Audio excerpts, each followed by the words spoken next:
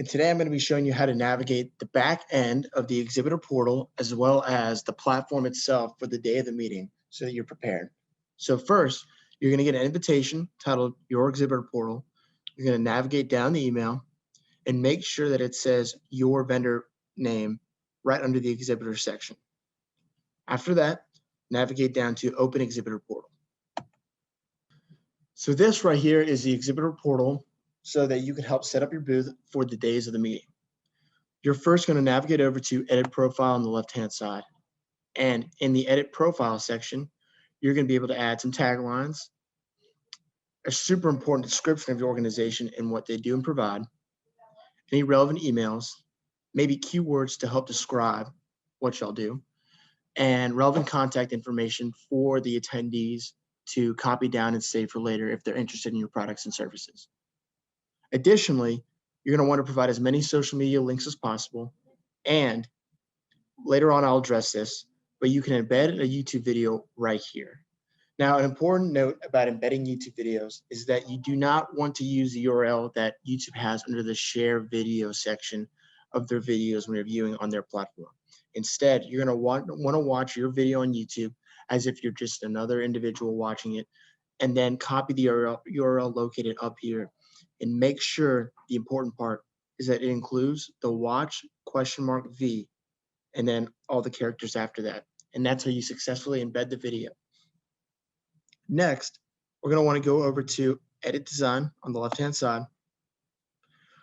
Now, the Edit Design is going to let us customize more of the booth towards your liking. So you're going to want to include your official logo, a thumbnail as well, which is pretty much similar to your logo, and then a banner that you can customize any way you want. And I'll show you some examples of that when we dive into the platform itself later in this video. Additionally, the promotional video is another option. Now, there's a couple things to keep in mind. The promotional video can only be 100 megabytes maximum, and that's not usually an issue, but it can be. But you can get around having to have a promotional video if you just embed a YouTube video. So with a YouTube video, there will be no maximum size that you can include. And on top of that, YouTube videos can garner views that you can view later on and track the statistics of. So I highly recommend going the YouTube video route. However, if you want to do the promotional video route, go ahead and that's fine. But don't do both because then two videos are going to appear on your booth. However, it is important to keep in mind that maybe you do have two videos that you'd want to include. And so this would be an option for you to have two separate videos included on your platform. Now, the floor plan on the left-hand side will not be relevant to this meeting, so you can disregard that, as well as assigned task, which is just important for you and your associates who are participating as vendors in the meeting to keep track of the obligations and tasks that you have to complete to set up the booth to your liking. But that can go largely ignored if you don't intend on using it. Under the Managers and Tickets tab, let's click it and let it load. Tickets will not be a relevant feature for you for this meeting. However, if you want to add managers like me and Carolyn are here for your specific booth, adding new managers is as simple as putting in their contact information right here and clicking Add New Manager. And when you add them, you can choose which role they play. So it can be a staff, which is primarily what most people are going to play. You can also choose to denote who's going to be the primary contact and receive the correspondence, or secondary contact. And remember to save all changes when you're done. Now, the lead retrieval I'm going to show you next is an optional additional feature that does cost money. We do not believe it's necessary at all for y'all to include, but it's something to keep in mind if you do want to spend a little bit more. With the lead retrieval, it'll provide more in-depth statistics on who is visiting your vendor booth, as well as live time data as well. But there's some basic data that's just already included in the packages that y'all are providing and participating in.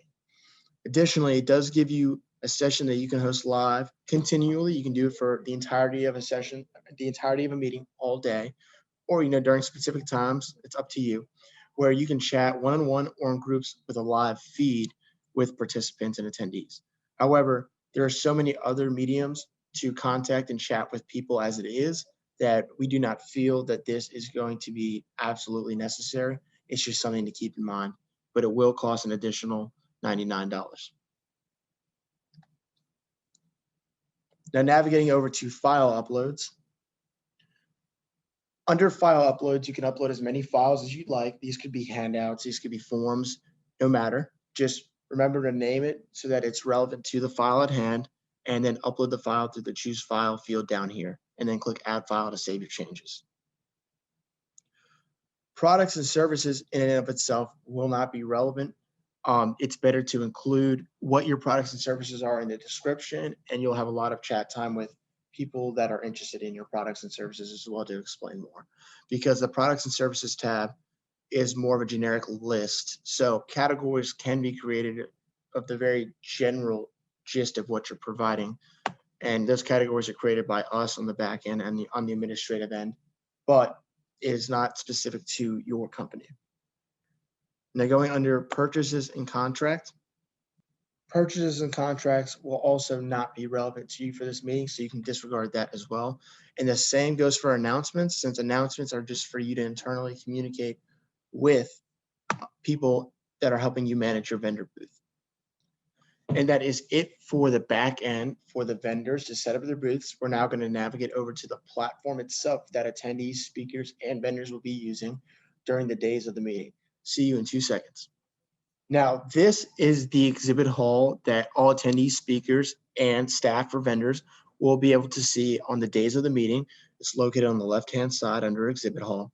And we'll be using Corvent Medical for some examples and some other companies as some other examples. So now Corvent right here has included a little sentence that describes pretty much what they do, and their description is located down here. Additionally, all relevant social media links that they've wanted to provide and emails as well will automatically populate up here once you're done making them in the back end. People that you denote as staff on the back end, contact information are going to appear right here. And the start chat is a super important feature where if an attendee comes in and wants to learn more about your products and services, they will click start chat with the person that's a staff for that vendor. When they click that and they send you a message, your private chat is going to pop up with their name and a chat that's starting with them. A way to gauge on who is on your booth specifically would be to reference up here. This icon with the 3 people will tell you how many people are looking at your booth specifically. And these are all different booths. So right now there's one, that one being me under the Carolyn Jones account. And it will list all the names of the people viewing it. And you can reach out to them directly as well.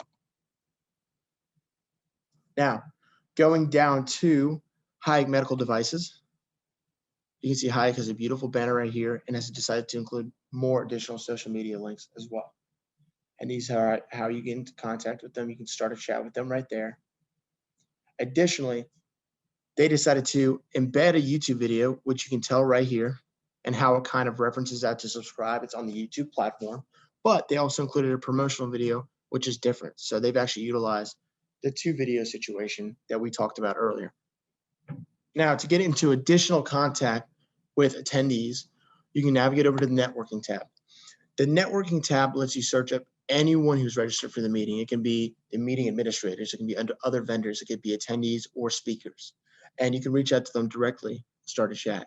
Groups will be made as well. There's no groups created yet because only the administrative side can do that. But groups will be made for each vendor so that if 3 people or 50 people wanted to get into one group chat and kind of go back and look at some of the relevant messages sent or pose more questions, they can do so there as well.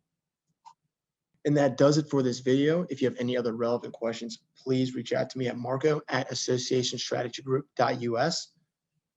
And thank you so much for watching. Looking forward to the meeting. Have a great one.